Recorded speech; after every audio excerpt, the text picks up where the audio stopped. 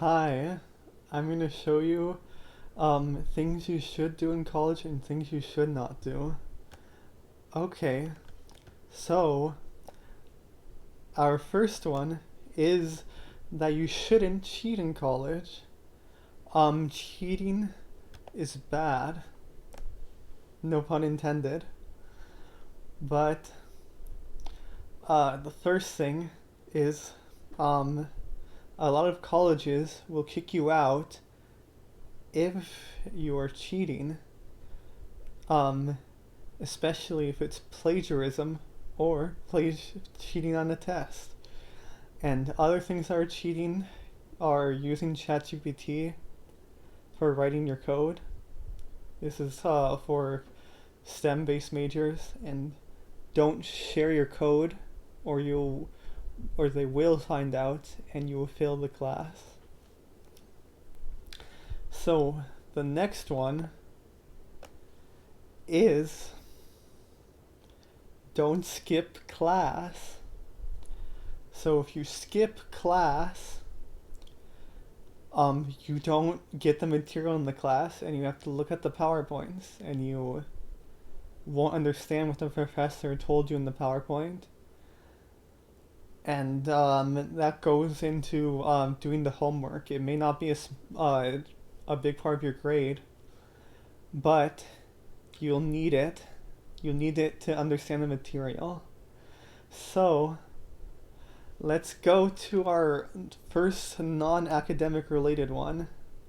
So, um, you know how campus is not always empty. The one thing I'll tell you is don't bring an electric scooter or bike in the middle of campus. Even if you're in a hurry to class, even if you want to get to class, you can get there as quickly walking. Campuses are not over a mile long, and a lot of those rental scooters even have software to stop you from going to the middle of campus and using the scooter like that. So, the next one is um, the campus has dining halls, and the food is all you can eat. So, you can eat as much food as you want.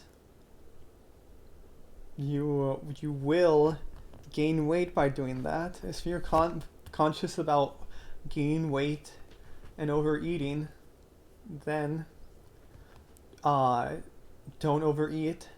And if you're not concerned, well, this is not for you.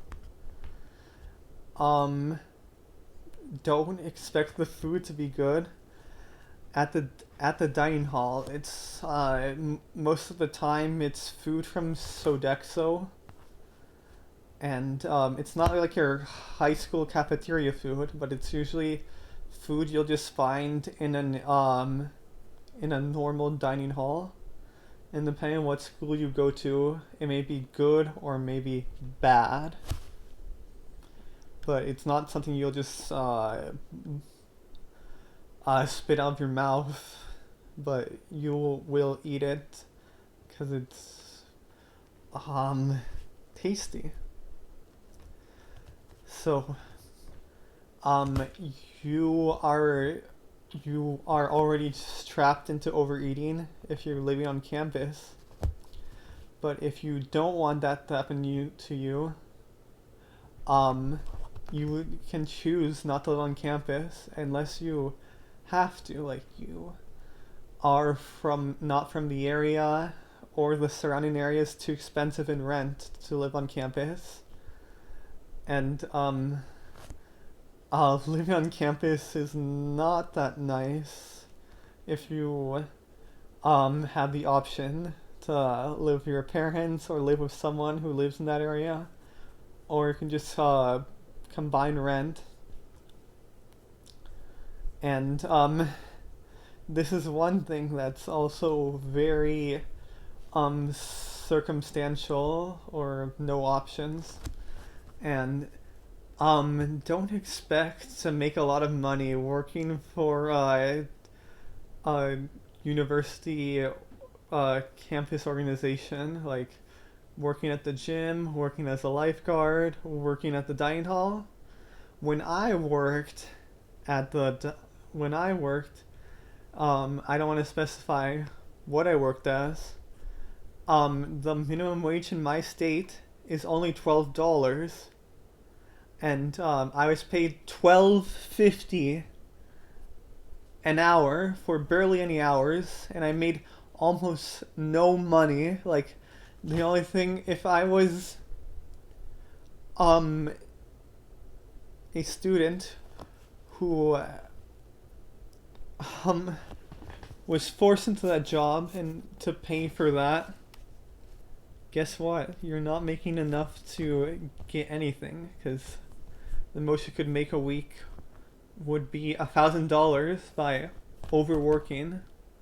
So take my word for it. And if you're not trapped from like a student visa to work on campus, just find a job elsewhere if you want to make money. Oh, so you've decided to pick an 18 credit schedule, and you think it's going to be easy because it's like high school where you took 7 classes, or it's less than that depending on what you're allowed to do. And that's not a good idea, because you may end up um brace for it, spending over 10 hours a week on homework and studying for all your classes if you take more than those amount of credits, and you'll not have much time to yourself. Like, the only times to yourself will be your meals, your clubs, and your sleeping. So yeah, not a good idea. And one thing that I highly recommend to do is go to office hours. If you have any questions, go to the office hours and ask your professor or teaching assistant all those questions. They will try to help you, and if the professor is the expert, and they'll be able to solve your problem. And if they don't, you at least you tried, and you can study like what you have to do in college. Study a lot. Okay, so let's go to one that involves common courtesy. Okay, so we all know that you're not going to be no longer in high school, and you're not going to perceive vaping as cool. But let's say you're addicted and you need to puff out a vape. Well, please don't do it in public in front of like everyone. It's just this, I don't like the smell, and the cloud is, oh no.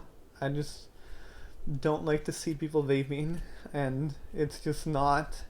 You can vape in behind a building and vape off campus or very discreetly.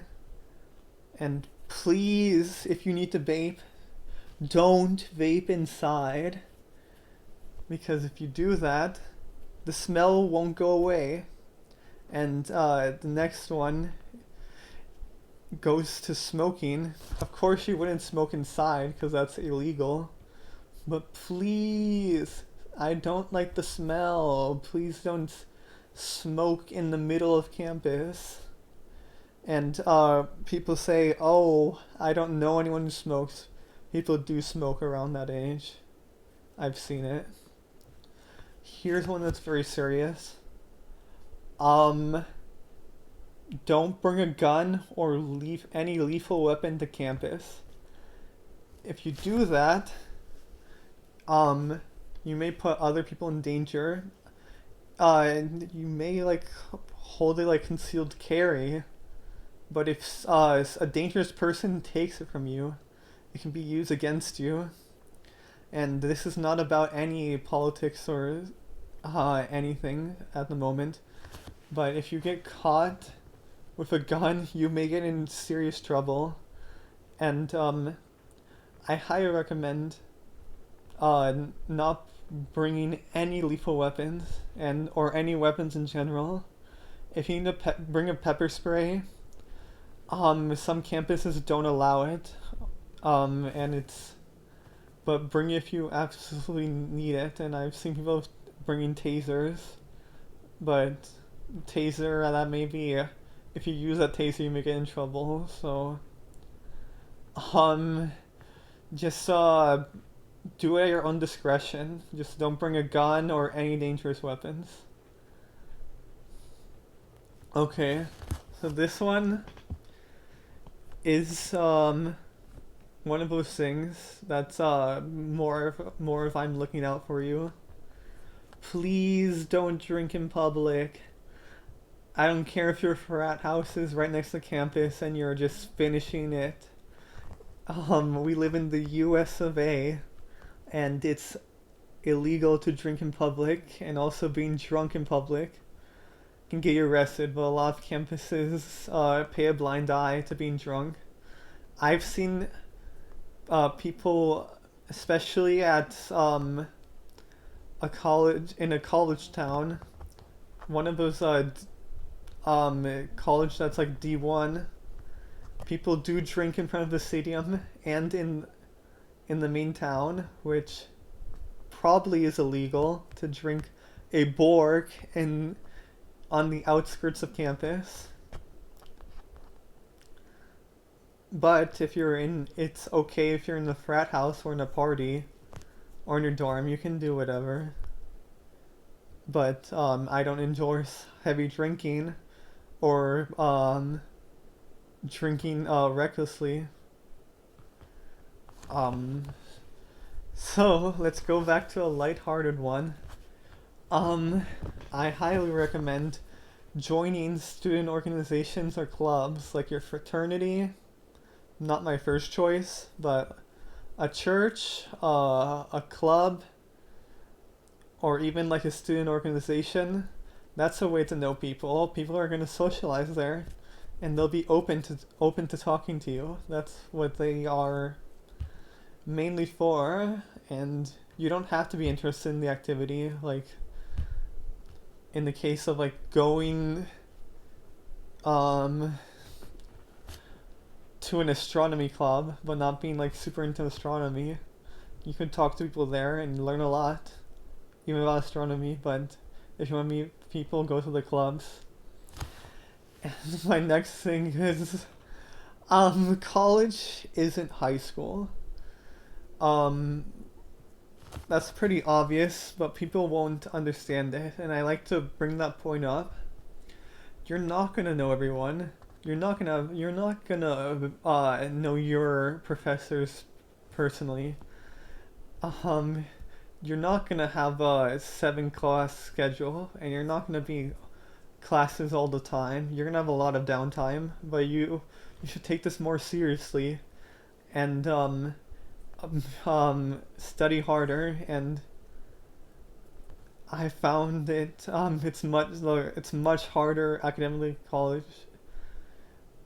Um, but in it's much easier to socialize because you can talk to more people. People are less like that in college. So, you have enjoyed all those things that are in college, but you avoid using a free gym or pool. Um, a lot of colleges have a lot of facilities uh, that they provide you, including like a gym. Some have various gyms or various pools, and you can just get in there for I won't say free, but it's included. And I don't want to go into the gyms because that's going to be a different thing. And I've greatly benefited from using the gyms and having a pool around. And it's no lifetime fitness, but it's better than like a recreational center that's um, public. Okay, so you're making a schedule and you're saying, oh, I want Tuesday and Thursday to be light and Monday and Wednesday to be heavy, so I don't need to worry about it. Guess what? Finals are scheduled based on the day you take the class and the time as well, but usually it's tied to that. And you're gonna take several finals on the day, and that's no good. You don't want that to happen to you. So, your schedule should be balanced and not 18 credits a semester. At best, you can take 16, but going back to, I don't recommend it. And that's why you should not take all your classes on one day. And speaking of which, if you have a math requirement and you're not good at math or you're not a math major, do not take two math classes at once, especially on the same day. Math classes are very demanding in college, very hard if you're bad at math, and require a lot of studying if you're not good at math. And it's always the professor, as they say. Well, that could be true, and which goes into my next point. Don't rely off of Rate My Professors. Rate My Professors is a review website for professors, just like you had Rate My Teachers, but this has higher stakes with money. Um, some people will take this as gospel, but that website only has the good and the bad experiences of people. So, imagine you're looking at an Amazon review, and that Amazon review is full of 5-star reviews, but it's only 5 reviews. But if it's 100 reviews and there's a mix of good and bad, it's gonna be like 3 stars. Um, and even if the professor is a bad professor, they should be able to teach you and understand material. Just don't take it as like absolute gospel of what Rate My Professors is. And it's not useful if you have to take the class. Like, take the class that fits your schedule best. It doesn't matter who the professor is, as long as they're not like a serial killer or something. The next one involves classes. Don't take a morning class if you're a morning person. If you are not a morning person, you are not gonna like it. Because unlike in high school,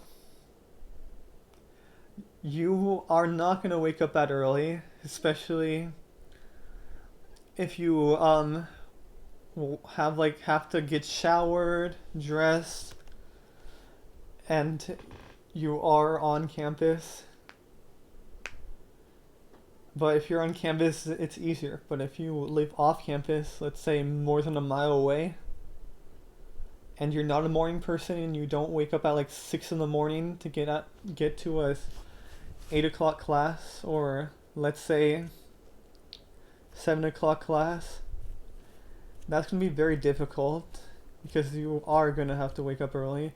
You're not gonna be able to skip breakfast for a college class, and you are gonna take longer to get ready in college because you do have other people living in your dorms, or you have to drive there. And you can skip all that stuff and go to your morning class, but it's gonna ruin your day because you are gonna be up later in college studying and stuff, doing other things. Okay, so my next one, take this any way you want. Online classes are highly not recommended unless you have to take them. If you are taking an online college, just disregard this altogether. Um, Online classes, some professors make you do more things to in order to get participation points, and I don't like that. And sometimes if it's like not a lecture, you may have collaborative work, and you'll just be talking to the people through the internet, and you it will be harder to keep accountability, especially if your cameras are off. And my next one involves people who may be uncomfortable on campus, especially if they're genderqueer. There might be gender neutral bathrooms on campus. They may be hard to find. Um, they there may be only an option of going into a men's or into a women's restroom, and that's why most colleges rarely have most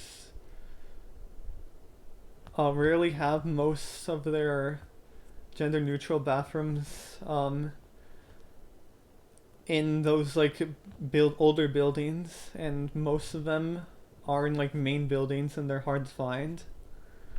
And don't don't be scared of those fundamentalists coming on campus, like saying you're going to hell. That's one example. They come to my campus every week, and it's not very comfortable because that's my religion, and that's not. They don't represent it, even though, yeah, you could see that they could believe it that way, but they just hold up that poster, and um, you could counter protest against them, but they will keep on coming back. And just don't be shocked about any people from the outside community coming in and enforcing their opinions. Okay, so this one is for my commuters. If you want to park on campus, pay for it with a parking pass or with that toll. They will give you a huge ticket if you don't pay over $100. Yeah, that isn't good.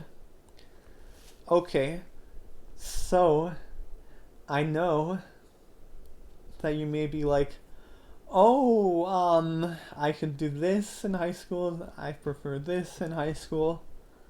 This is one thing that you are gonna miss from high school. You're gonna have to walk a lot, especially if you're on a big campus. You may have to walk to the other side, and it may be a 10-minute walk, but that's not a big deal. And if you live on campus, you're gonna have to do a lot of walking to do all your errands, especially if you don't have a car.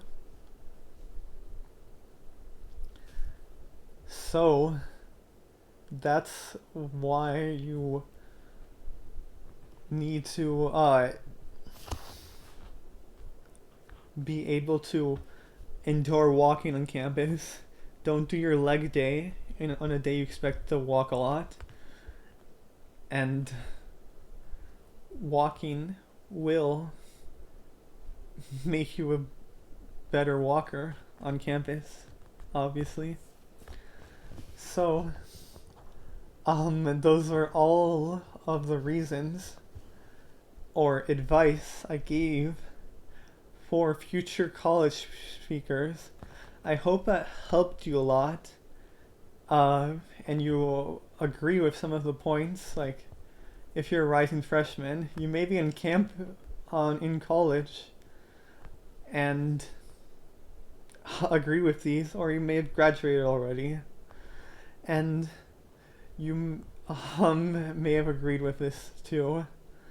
Um, college is hard and different from high school, and it requires a lot of things you need to learn, especially on my part. I will love my academic experience, and it'll lead to my greater future. I hope you enjoyed this video. This is me, officially Jay, a sophomore in college, making this and loving it. I I hope you the best in life and in college. Bye.